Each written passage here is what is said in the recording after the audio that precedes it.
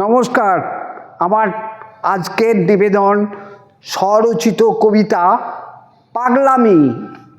সারাদিনটা আয় নেইকো, দিনটা বড় বাজে, তাই সারাদিন খুঁজে বেড়াই সুখ আছে কোন কাজে। বউ ভাত দাও যেই বলেছি ক্লান্ত হয়ে এসেই, পাগলা হলো কথা শুনে যাচ্ছে শুধু হেসেই। কথায় কথায় এত হাসি, বুঝি না কিসের বিপত্তি।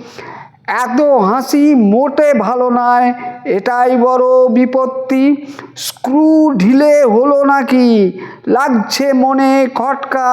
আমি বলি চেঁচিয়ে জোরে, বন্ধ করো পাগলামি। ভাত দাও তাড়াতাড়ি, বড় ক্ষুধার্ত আমি।